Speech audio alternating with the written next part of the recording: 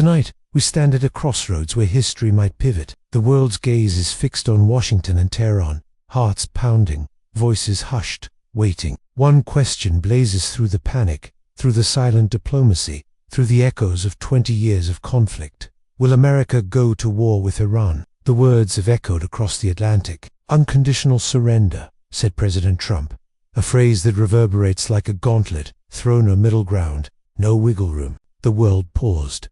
Allies exchanged anxious whispers. Opponents raised steely eyebrows, some alarmed, others hardened. Within the Pentagon, maps of Iran's nuclear sites are spread across tables illuminated by cold lamplight. Strategists discuss options, some top secret, some terrifying. Massive bunker-busting bombs designed to blast through layers of earth and steel deep into fortified nuclear bunkers are slipping from theory into reality. Flight paths are recalculated, contingency plans are rewritten.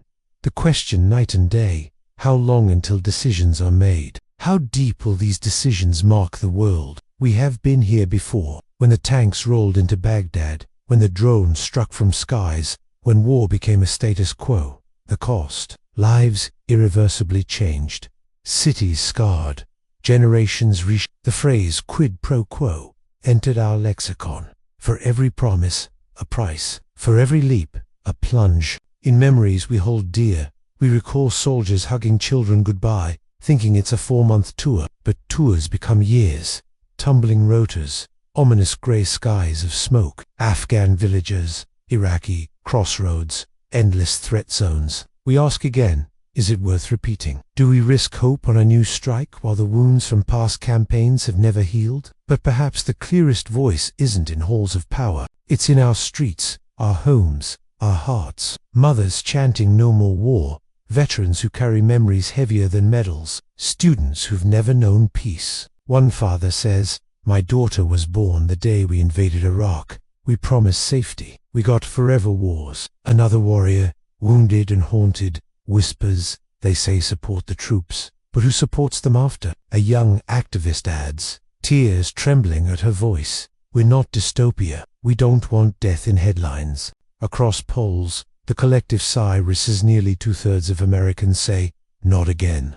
War fatigue, trauma fatigue, silence, desperation to find another way. The halls of Congress reflect the fracture. On one side, hawks demanding strength words like dominance, deterrent, defensive superiority. On the other, voices of restraint whisper war powers act. They argued that launching into another war without congressional approval isn't just risky, it's unconstitutional. The camp in between is in turmoil, some officials speaking of a strike without delay, others urging strategic patience. Some argue for covert sabotage, cyber disruption, sanctions. Others, we need diplomacy. Send negotiators, talk before bombs fly. The clock ticks.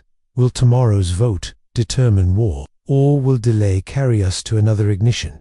Because this isn't a chess game, it's real lives. Picture American soldiers stationed at bases in the Gulf, men and women bracing for alarm drills, knowing the next siren could be real. Soldiers who kiss their loved ones each night, wondering if this time it's final. Picture Tehran mothers scanning rooftops with binoculars, praying for daredevil tech to fall on a desert target. But nothing is far enough. Explosions echo in towns meant to be quiet. Schools hastily gather children home.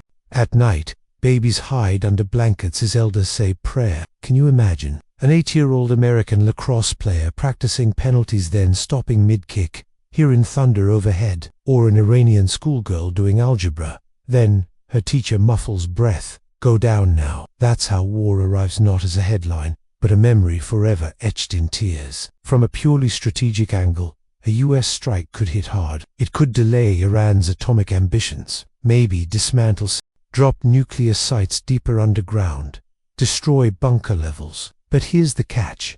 No strike ever reaches university laboratories. Staff, scientists, black site engineers orchestrating strategies underground.